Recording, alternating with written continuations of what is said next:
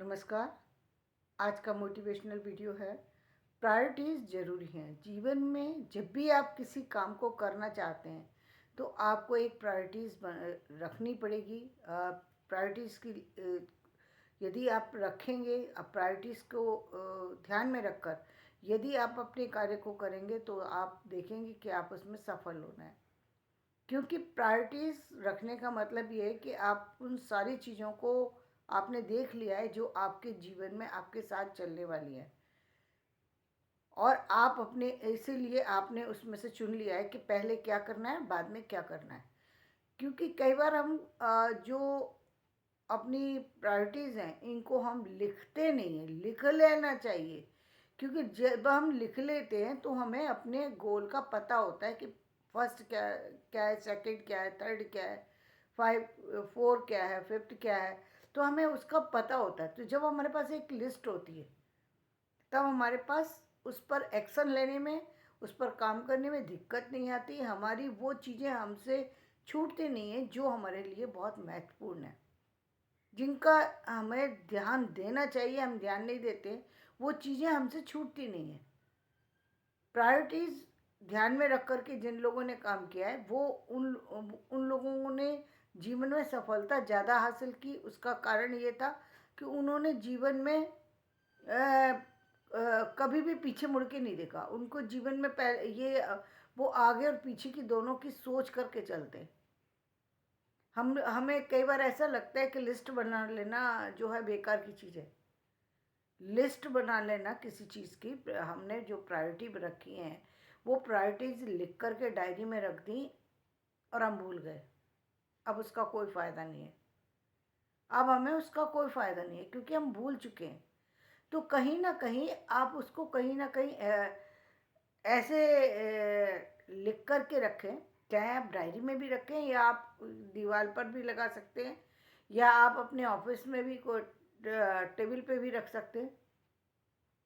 उसकी एक लिस्ट आपके सामने रहनी चाहिए ताकि आपकी वो चीज़ें जो जिन पर ध्यान देना है वो चीज़ें आपसे छूटे नहीं।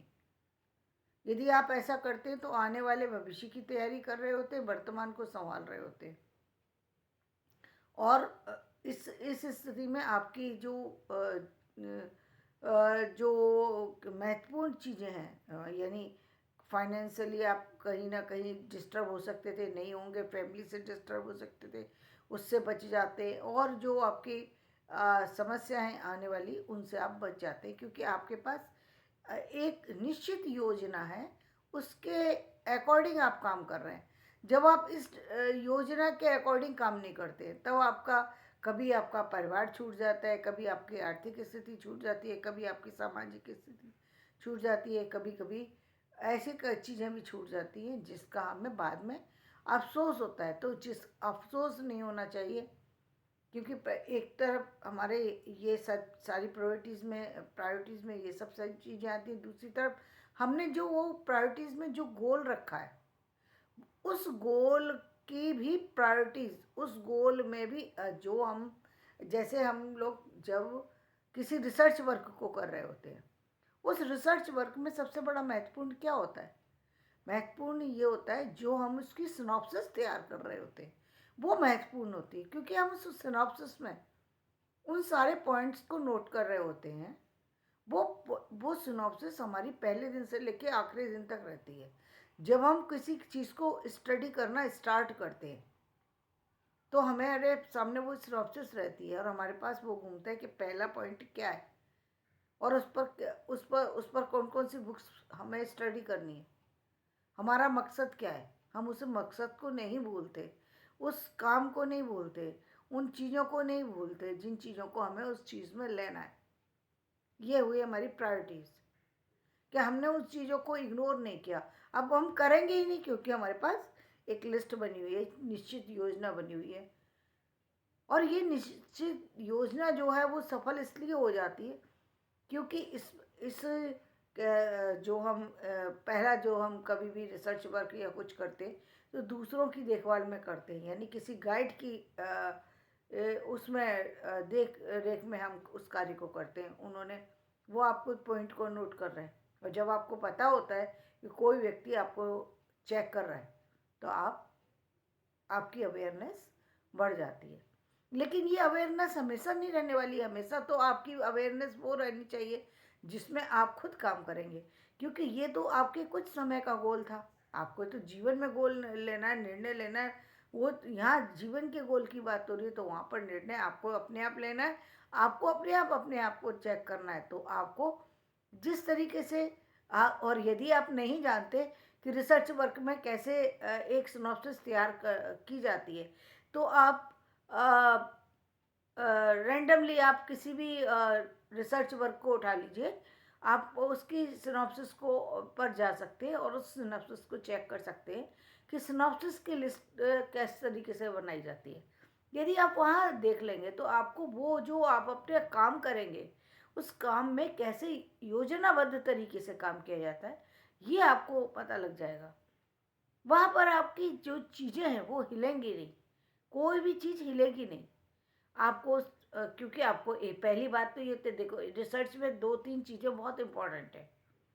पहली बात तो ये इम्पोर्टेंट है कि आपको टाइम का पता होता है। टाइम पता है आपको कि 2.5 साल के अंदर इस काम को करना है, 1.5 साल के अंदर करना है।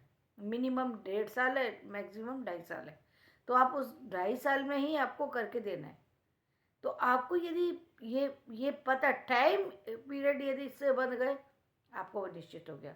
दूसरी, आपको ये पता है कि आपको जो काम करना है उस काम में कितना खर्चा आएगा। वो आपको गवर्नमेंट की तरफ से मिलेगा, हो सकता है फेलोशिप मिल जाए, कुछ और इस तरीके का कोई प्रोग्राम ही हो जाए, तो तब तो बहुत ही अच्छी बात है। तो आपको अपने से लगाना नहीं है, बल्कि आपको वहाँ से उन लोगों की तरफ से सपोर्ट मिलेगा, तो आपको वहाँ सोचने की ज़रूरत नहीं होगी। लेकिन यदि आपको अपनी तरफ से लगाना है तो आपके माइंड में रहना चाहिए कि इतना खर्चा होगा और वो ये मेरे पास होना चाहिए, हर महीने होना चाहिए, इतना खर्चा मुझे लगेगा। ताकि आपकी जब जब आप स्टडी कर रहे हो, कुछ काम कर रहे हो, कुछ, तो उसमें आपको डिस्टरबेंस ना हो। तीसरी बात, जब आपने वो सिनॉप्सिस बना ली, आपकी सिनॉप्सिस फाइनल होने के लिए जा चुकी है, आपने भेजी है वहाँ पर, और आपने जो अपने गाइड को सिलेक्शन किया है, जिन गाइड के अंडर में आप काम करते, तो वो निश्चित रूप से आपने सोच समझ कर किया होगा। तो और सब्जेक्ट भी आपने वही लिया होगा जो आपको लेना चाहिए, क्योंकि पहले ऐसा होता था कि आप कंप्यूटर पे चेक नहीं कर सकते थे कि किन किन सब्जेक्ट पर रिसर्च हो चुकी है।